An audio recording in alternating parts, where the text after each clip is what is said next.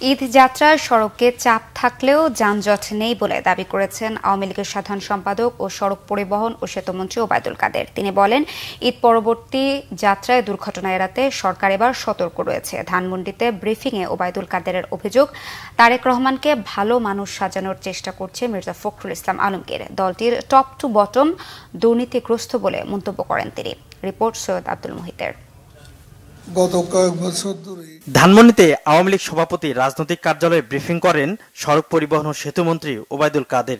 সড়ক পথে এবার ঈদ যাত্রায় ভোগান্তি হবে না বলে তিনি আশ্বস্ত করেন। কোরবানির পশুবাহী ট্রাক যাতে যেখানে সেখানে না দাঁড়াতে পারে সেজন্য সংশ্লিষ্টদের দায়িত্ব স্মরণ করিয়ে দেন আওয়ামী লীগ সাধারণ সম্পাদক।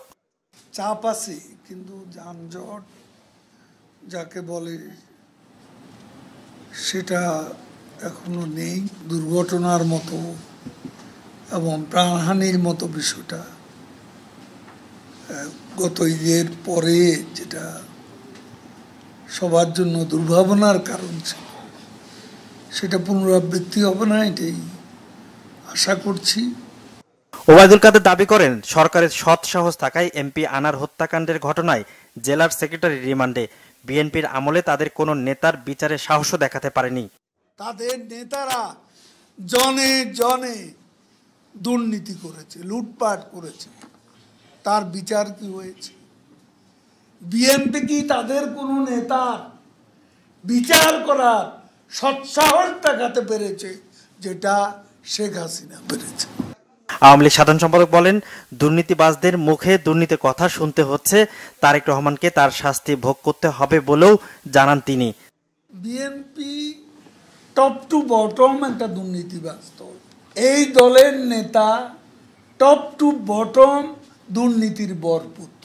ফখরুল সাহেব বোধহয় নিজেও অনুধাবন করতে পারছেন যে তাকে কিভাবে তারেকের ধমকের মুখে চলতে হয়। এখন বলে তাকে শাস্তি দেওয়া যাবে না। শাস্তি তো তিনি পেয়েছেন, নতুন করে দেবার কি আছে?